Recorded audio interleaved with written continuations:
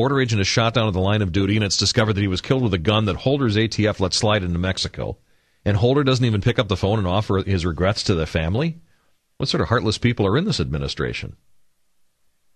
And then to the American people, his entire take is, yeah, unfortunate operation. Never should have happened. Yeah, those guns are now going to be used to kill and injure a lot of people on both sides of the border. Yeah, sure. Yeah, so that's unfortunate too, but I did nothing wrong. I still claim I didn't know about it, despite all the evidence that I did. So are we done now? Are we done here? Just pathetic. As the Politico puts it, Holder portrayed himself as mystified, as lawmakers were, about why guns were sent to Mexico with few, if any, efforts to track their whereabouts. Like each of you, he said, I want to know why and how firearms that should have been under surveillance could wind up in the hands of Mexican drug cartels. And then, as was reported here, Chuck Schumer tried to get him off the hook by saying, hey, Bush's administration did it too. This is unbelievable. And this is the type of thing. See, remember about Chuck Schumer. Remember, Chuck Schumer actually sets the talking points for the Democrats. I don't know if people know this or not, but Chuck Schumer is one of these higher-ups in the Democrat Party that sets the talking points for the Democrats. He is someone who crafts their message. He will say, for example, don't use the term government-run health care when you talk about Obamacare. Talk about socialized medicine, because the term socialized medicine tests better than government-run health care. Don't say liberal, say progressive. He's the one who is often crafting the message for the Democrat Party. Okay, now on this issue, we have to emphasize the economy is poor. We have to admit that, so we're going to call it the Republicans' economy. Call it the GOP's economy. Link him. He's the one who does all that crafting of message. So he's an expert at this. This scumbag Schumer tries to get Holder off the hook and the Obama administration off the hook by blaming the Bush administration when he knows it's nonsense. Schumer claimed that there were so-called gun-walking operations under George Bush, and that then gave Holder the opening to declare, quote, any instance of so-called gun-walking is unacceptable. Suddenly Schumer gives Holder the opening to take the high road. You get it? Do you see? Well, let's talk about what really happened under George W. Bush's tenure, because it wasn't gun-walking, and it was nothing like this debacle that Holder and Napolitano engineered here. I'm taking my facts from Andrew McCarthy, a piece in the National Review, but he says Fast and Furious didn't begin until 2009, months after the end of the Bush administration. So clearly that didn't start under Bush.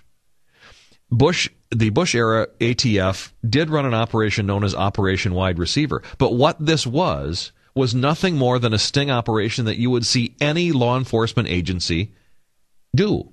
Schumer took pains to describe this as involving tracing of firearms or as a gun-walking operation that crossed into Mexico. It wasn't. Wide Receiver's notion of tracing was very different.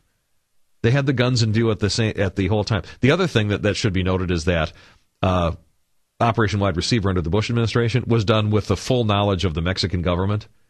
This was not. Fast and Furious under Obama and Holder wasn't. They never alerted the Mexican government that they were doing this. But what was happening during the Bush administration involved not gun walking or tracing of guns. It involved a controlled delivery like you would in any sort of sting.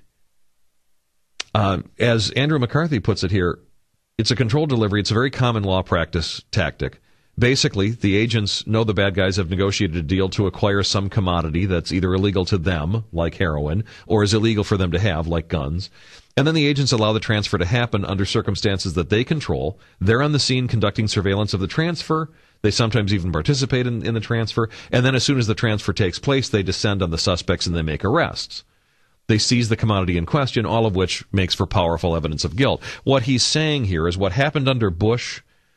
Bush's ATF was conducting sting operations like any police department would. They had fake sellers set up a sale to some illegal Mexican buyer, and then controlling the entire situation, they set up a sting. They got the buyer on tape in front of the guns making the buy.